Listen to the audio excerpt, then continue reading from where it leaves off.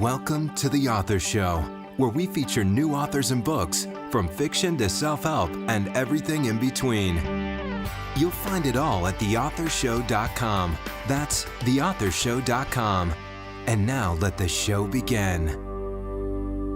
Hello and welcome back to the show. This is your host, Don McCauley. Today we're welcoming program author Barbara Rodgers, and Barbara is the author of Wholey, A Simple Guide to Eating and Living. Barbara, how are you? I'm good. How are you? Good. Well, tell us a little bit about yourself, please. Well, I'm a former small business owner.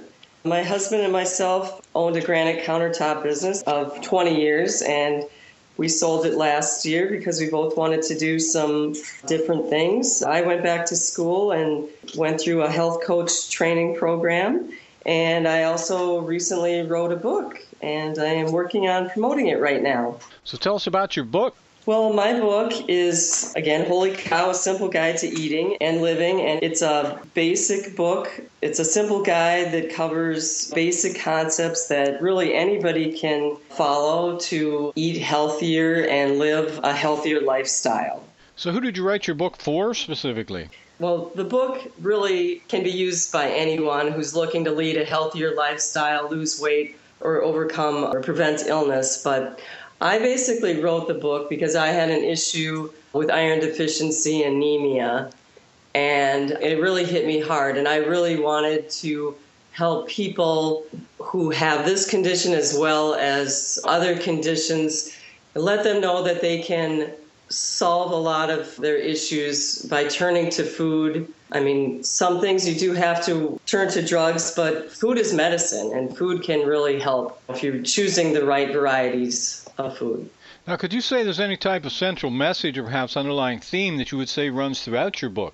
I would say the underlying message is to get back to the basics of eating more whole foods. So if you could compare your book with any book out there we might already be familiar with, which book would it be and why? Yeah, the book that comes to mind for me is Michael Pollan's book called Food Rules and Eater's Manual, which I actually read after I wrote my book. I love this book because it's easy to read, gives simple rules, concepts, and pictures that people can easily follow. My book is similar in regard to that. It contains basic concepts. I provide 7 guiding principles that people can easily incorporate in their life. Many diet and nutrition books contain lots of statistics and studies, but not everybody wants that. Some people prefer basic concepts that they can easily follow. So what is iron deficiency anemia?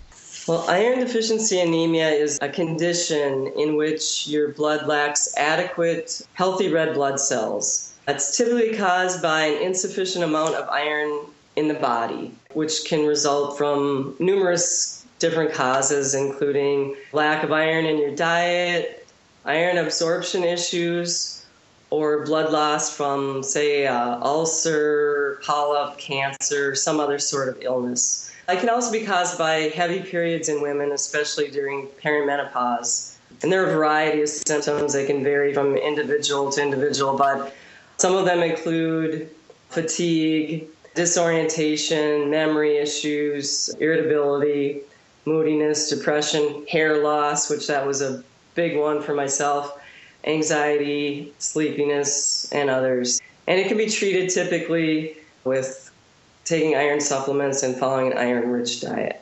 How did you come up with the title of your book? Well, whole foods became important to me on my journey back to health. And beef is a good source of iron, especially if you're battling iron deficiency anemia. So I used a play on words with the phrase Wholey cow, Wholey with an H, and I use Wholey with a W. So what's the objective of the book? The objective of the book is really to teach people how to incorporate a lifestyle change of improved eating habits to feel happier and healthier and lead a more fulfilling life. We all need to get back to the basics of eating by including more whole foods in our diet. We also need to question what it is that we're eating. How is it prepared and what's in it? My book covers basic concepts of eating and focuses on choosing more whole foods such as vegetables, fruit, grain, nuts, seeds, and meat. You have a section in your book titled Ask What's Missing. What can you tell us about that? The foods we eat are not the only thing that affects our health and waistline. There's other aspects of living that feed us too. Things like exercise, reading, spending quality time with others, and feeding our spirit. They all help satisfy our hunger for life. When one or more of these is missing or is out of balance, we can feel off, and we may turn to food as a way to comfort ourselves or improvise. So what do you expect readers to gain from reading your book? I expect readers to gain easy, applicable steps to eat better and live a healthy lifestyle. Many people don't want, again, to look at a bunch of statistics and studies. They just want easy things that they can easily follow without a lot of effort. Do you think we're eating differently today than previous generations? And if so, what do you think caused that change? Yes, we're definitely eating different today than previous generations. From the beginning of time, people ate from the land. They ate fruit, vegetables, grains, nuts, seeds, spices, and meat. And they ate for sustenance, and they ate what was available to them. Our food today has dramatically changed, especially over the last 50 years. Industrialization, factory farming, and big business have all contributed to the growth and evolution of food and these changes. So how can people become more aware of what they're eating?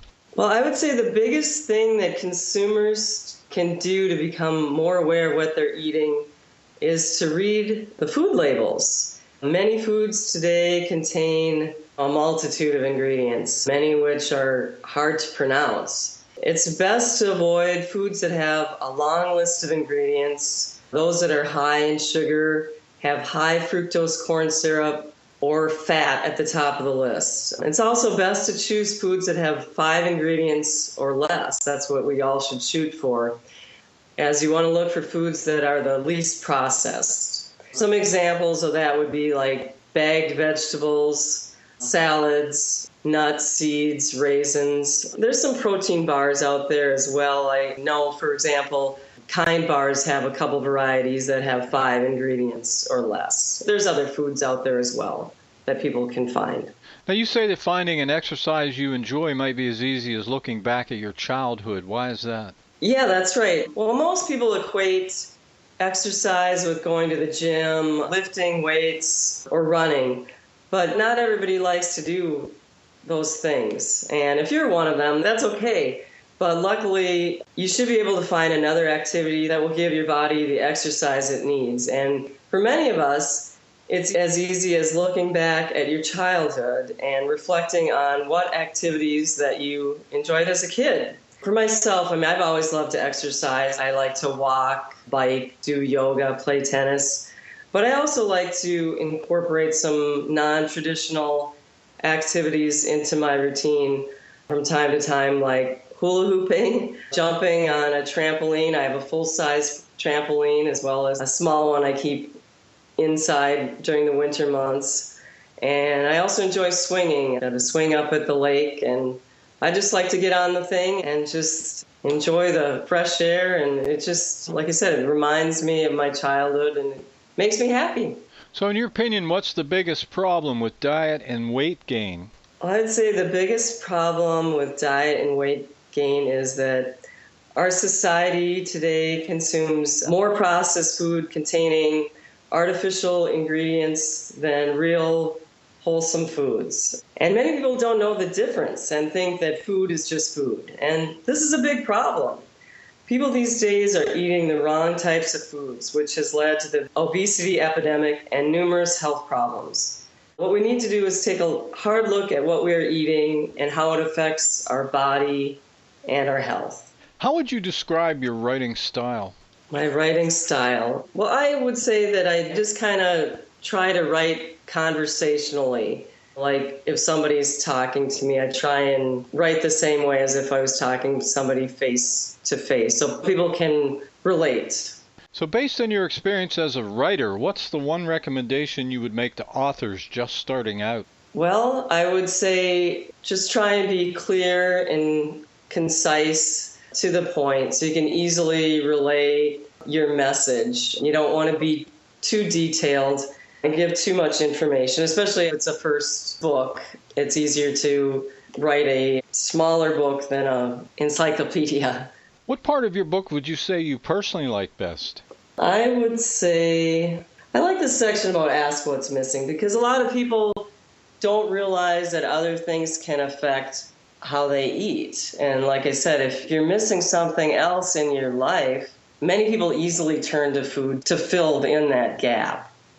So if you don't have enough relationships in your life, if you aren't feeding yourself spiritually or spending enough time alone reflecting, or if you don't have the right job, if it's not fulfilling for you, all those things can affect how you deal everyday life and with food. Do you have a website? Yes, I do. It's BarbaraRodgersOnline.com. Well, this has been just great. Our guest today has been Barbara Rodgers, and she is the author of Wholey Cow, A Simple Guide to Eating and Living. Barbara, thanks very much for being with us today. Thank you for having me. I really appreciate it. This is Don McCauley wrapping up another edition of The Author Show. Listen to some of your favorite authors every day, 24/7, by visiting theauthorshow.com. Just click on the book title in the player at the top of the page. These interviews are available to book buyers worldwide on demand. If you'd like to be a guest on the show and feel you could benefit by getting in front of your target audience with a high-quality media interview that will make a real impact, visit theauthorshow.com, fill out the form, and we may be contacting you shortly. You can also visit our audio bookstore at theaudiobookmarket.com. Join us here next time for another great book and another exciting author on The Author Show.